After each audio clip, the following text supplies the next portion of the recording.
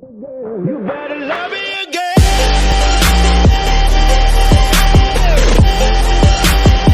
You better love me again. Assalamualaikum warahmatullahi wabarakatuh. Sebelumnya perkenalkan, kami dari kelompok 10 yang beranggotakan, yaitu yang pertama ada Arizal Fadli Fitrianto dengan NIM 046, yang kedua ada saya sendiri yaitu Muhammad Fauzal Fani Karniawan dengan NIM 062, dan yang ketiga ada Muhammad David Rivaldi dengan NIM 076. Di sini saya akan menjelaskan hasil kerja kelompok kami, yaitu menganalisis atau mereview jurnal yang berjudul Penerapan Metode Building Information Modeling atau BIM pada pembangunan gedung Integrated Laboratory for Natural Science and Food Technology Universitas Jember, yang diampu oleh Bapak Moh Nur Soleh STMT. Selanjutnya saya akan menjelaskan urutan atau bagian alih jurnal yang sudah kami review, yaitu yang pertama ada judul jurnal, yang kedua ada latar belakang, yang ketiga ada penggunaan teori, yang keempat ada metode penelitian, yang kelima ada hasil penelitian dan pembahasan, yang keenam ada kelebihan jurnal, yang ketujuh ada kekurangan jurnal, yang kedelapan ada saran, dan yang terakhir kesembilan ada kesimpulan.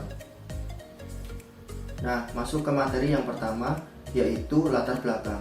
Latar belakang pada jurnal ini adalah dalam membangun sebuah gedung terdapat berbagai macam tingkat kesulitan dalam pembangunannya.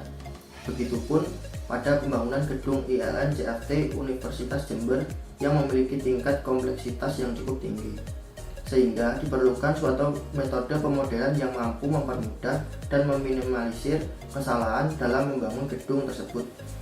Metode BIM dapat digunakan dalam pemodelan bangunan. Penggunaan konsep BIM juga memerlukan perangkat pendukung seperti Autodesk Revit, Bentley IcoSim, dan Tekla Struktur. Berdasarkan hasil analisis bahwa metode BIM akan lebih menguntungkan dibandingkan dengan penggunaan metode konvensional dalam merancang sebuah bangunan karena dipercaya akan menghemat lebih dari setengah biaya pembangunan. Untuk itu, tujuan penelitian artikel ini yaitu mengaplikasikan metode pemodelan bangunan yang mampu mempermudah dan meminimalisir kesalahan pada proses pembangunan melalui pemodelan menggunakan BIM. Yang kedua yaitu penggunaan teori. Nah, penggunaan teori pada artikel ini sudah menggunakan kerangka teori yang sesuai dengan tujuan penelitian. Berawal dari konsep metode BIM yang dapat dijadikan sebagai panduan untuk menganalisis implementasi BIM dalam merancang sebuah bangunan atau pemodelan. Nah, materi selanjutnya akan dilanjutkan oleh rekan saya yaitu Arizal Fadli Fitrianto. Oke, terima kasih Fauzi atas waktu yang telah diberikan kepada saya. Selanjutnya saya akan melanjutkan materi ketiga yaitu tentang metode penelitian. Nah, penelitian ini diawali dengan metode menggunakan pendekatan studi literatur melalui pengumpulan informasi yang berhubungan dengan pemodelan BIM. Penelitian ini menggunakan data sekunder yaitu shop drawing atau forecon yang digunakan sebagai gambar dasar pada pemodelan, di mana data dihasilkan dalam penelitian ini diperoleh melalui tahapan pemodelan struktur bawah, struktur atas, dan arsitektur. Oke, selanjutnya yang keempat yaitu hasil penelitian dan pembahasan. Pada pembahasan ini, penggunaan konsep BIM pada penelitian ini menggunakan program bantu Revit Arsitektur untuk mendapatkan gambar 2 dimensi, 3 dimensi atau gambar visual, 4 dimensi atau perhitungan volume pada setiap pekerjaan. Penelitian ini menggunakan data sekunder yaitu shop drawing atau forecon yang digunakan sebagai gambar dasar pada pemodelan. Proses pemodelan gedung pada penelitian ini terdiri dari 3 tahapan, yaitu pemodelan struktur bawah, struktur atas, dan arsitektur. Pemodelan struktur bawah atau yang disebut dengan T-BIM dilakukan dengan menggunakan beton bertulang yang telah diinstal secara horizontal di atas fondasi. Keberadaan T-BIM dimaksudkan untuk sebagai media perekat antara dinding dan fondasi dengan struktur atas.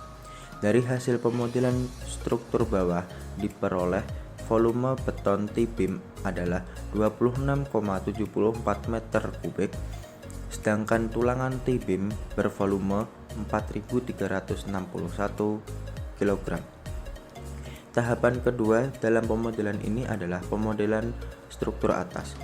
Struktur atas ini berperan sebagai penahan keseluruhan beban bangunan, dan hasil pemodelan struktur atas dihasilkan volume beton pada kolom lantai 1 yakni 52,87 meter kubik, sedangkan volume tulangan pada kolom lantai 1 adalah 112.176,39 kg. Tahap terakhir pada pemodelan gedung adalah arsitektur dinding. Dinding merupakan struktur yang berfungsi sebagai pembatas antar ruang. Berdasarkan hasil pemodelan arsitektur diperoleh volume dinding lantai 1 yakni 320,71 meter kubik. Waktu yang diperlukan untuk penelitian ini dimulai dari pengumpulan data hingga penarikan kesimpulan selama kurang lebih 4 bulan. Penelitian ini dimulai dengan studi literatur, yaitu mengumpulkan referensi yang berhubungan dengan pemodelan BIM, pengumpulan data yang digunakan sebagai dasar pemodelan, dan melakukan pemodelan BIM dengan software Autodesk Revit. Oke, untuk materi selanjutnya akan dibawakan oleh teman saya yaitu Muhammad David Rivaldi. Untuk waktu dan tempat kami persilahkan. Terima kasih Fadli atas waktu yang telah diberikan kepada saya. Selanjutnya saya akan melanjutkan materi kelima, yaitu tentang kelebihan jurnal. Kelebihan jurnal ini adalah yang pertama, penulis artikel menggunakan bahasa yang sesuai dengan EYD sehingga memudahkan pembaca dalam memahami isi. 2.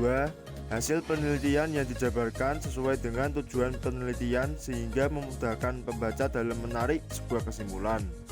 Ketiga, pemodelan menggunakan BIM pada gedung Integrated Laboratory for Natural Science and Food Technology Universitas Jember diceritakan secara rinci dan runtut, termasuk dalam menjelaskan tahapan dan hasil permodelan, sehingga membuat pembaca memahami hasil penelitian yang dihasilkan.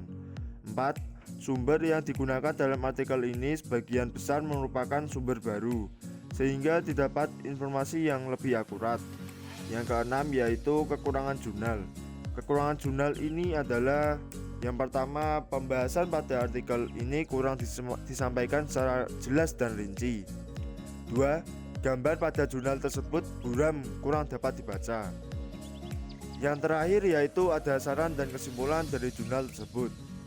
Yang pertama, saran 1. Dosen dapat memberikan materi secara langsung atau praktek langsung agar mahasiswa dapat memahami penerapan metode Building Information Modeling atau disebut BIM pada pembangunan gedung Integrated Laboratory for Natural Science and Food Technology Universitas Jember.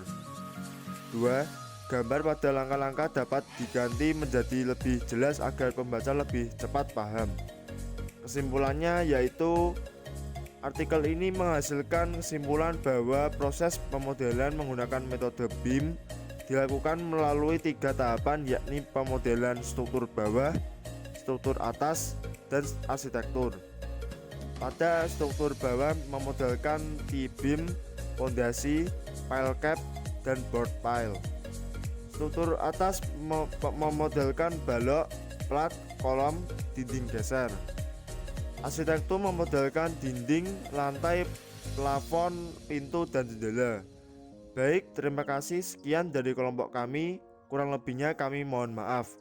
Wassalamualaikum warahmatullahi wabarakatuh.